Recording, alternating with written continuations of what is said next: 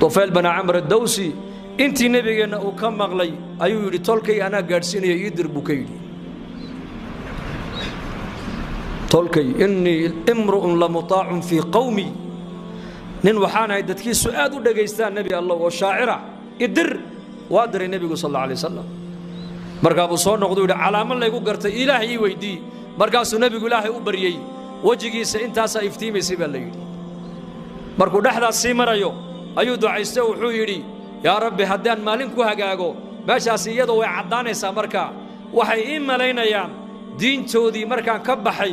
inay barsiga dhacday u maleynayaan ilaahu nuurka halkan iga qaado jeedalka faraskayga la dhacay iftiinka igu bedel buu yiri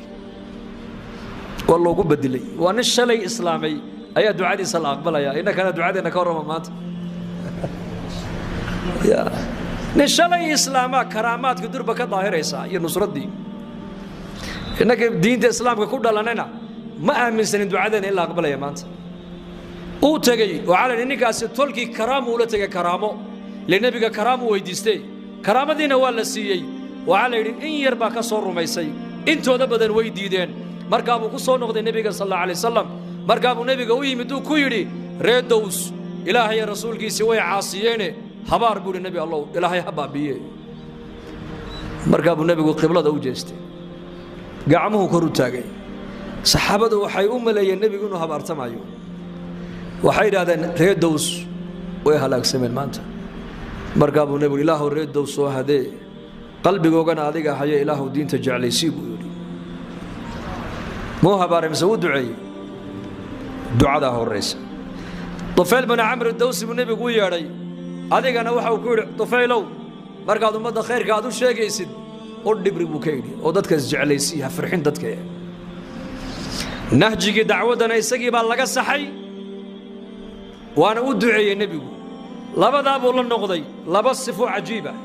دعوة قصة ليس طبيعة وناكسن يدعو labadii buu kula noqday qoomkiisa can bakrati abihim reedows oo aba horeyrana uu dhex socdo ayuu nabiga u keenay iyagoo soo wada islaamay madiinada almunawwara karaamadii kuma islaamin waxay ku islaameen akhlaaqdii iyo ducadii intii nabiga uu ka maqlayna ummadiisa u gaarsiiyay inagana maanta inteena rageena halka fadhiya guryahan ku noqonayno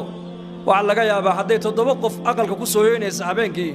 in ama laba ay ka tukato ama saddex ka tukato taariikhdu salaaqal u dhex fadhiyana ka warrama marka dacwada ma aha mas'uuliyad culimada kaliya saaran hamoodina ummadan ilaahay ba shaqada diinta ugu talagalay inay ka shaqayso insha Allah cilmiga culimada aan ka qaadno ee jumlada kaga qaadno inuu tafaariiq la noqdo yaa diyaar umada gaarsiiyo ya ما شاء الله الله يبارك جزاكم الله خير استاذ نو سو دويسنا الله نو سو دويو كل جينا جنة الفردوس الله نغو كلميو waxa aan ku hadallayna ma aragtana wixii aan asiibnay ilaahay baan waafajiyay